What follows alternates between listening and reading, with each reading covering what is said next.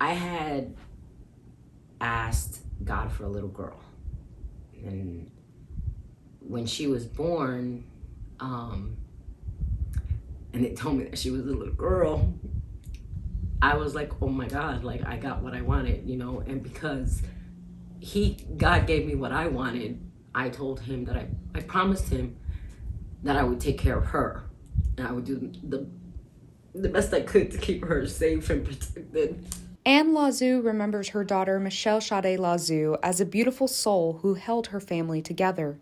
This is their first Christmas without her. Michelle was my oldest daughter. I had her when I was 17. When I ended up getting pregnant,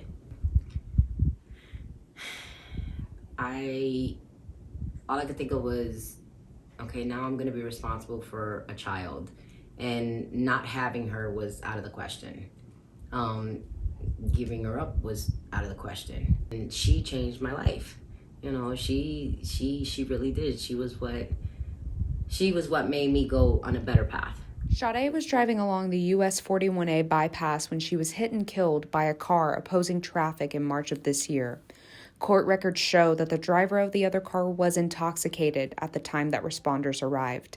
She left behind 4 children, Mitri, Marcel, Shadiana, and Isaiah, all of them reminders of their mother. They all have characteristics of her, so it's like I don't have just one of her, I have like 4 of her. She really was a great mom. You know, she was always doing things with the kids on her days off, and she was my best friend. She really was my best friend, and I miss her a lot. Anne reflects on their past Christmases together when they made the most out of little.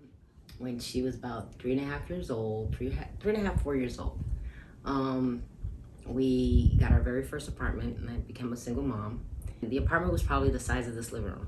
We had come home, and there was a note on my door from some of my friends, and they said, knock on the neighbor's door. And I said, okay. So I knocked on the neighbor's door. They had bought me a Christmas tree, and it was probably about this big, but it was the fattest little Christmas tree ever. I've never seen this cute little Charlie Brown tree. We brought it into our apartment, and we just looked at it, and I'm like, baby, we don't have any decorations or anything like that. So we had a couple extra dollars, so we ran to the dollar store down the street, and we bought some lights, some popcorn, some Kicks, some flour, some food dye, and we went home and we made the ornaments out of the food, you know, flour and water, just bake them real quick to dry them up, and then use the food coloring to color them. It was so pretty. When we look at it, we're like, we're missing an angel. We're missing something for the top of the tree. She had the little collections of strawberry shortcakes, so she grabbed one of them, and I was like, I think that'd be fine. And it's made with a roll of toilet paper, the cardboard, a wire hanger, and a white stocking. 2 years ago, we gave her a little makeover because she was kind of looking rough. Every year since then, we've been putting it on the Christmas tree.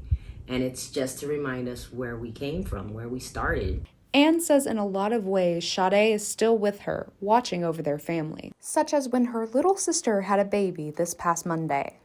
For some odd reason, when my other 2 girls had their children, I was really worried and scared, you know, and I'm like, and I wanted to be there, and I was able to.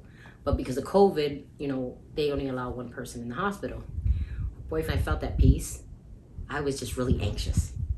And she had her at 5:15 in the morning, and she weighed 8 pounds, 6 ounces. So I went and I texted her stepsister in Nashville, and I was typing down how many pounds and ounces she was, and 8 pounds, 6 ounces, and my heart dropped. And I started crying because her big sister's birthday, Sade's birthday, was August 6th. I was like, Liliana, what's Sade's birthday?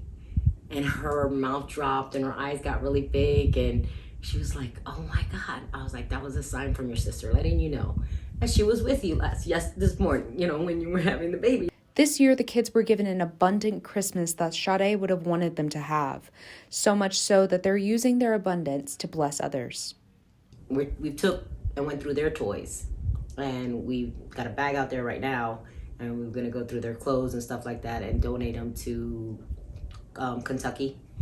And even some of the stuff that they got donated, I think they got a lot more than they really need. So we're gonna take some of those and also donate them to Kentucky. With Clarksville Now, I'm Angela Peterson.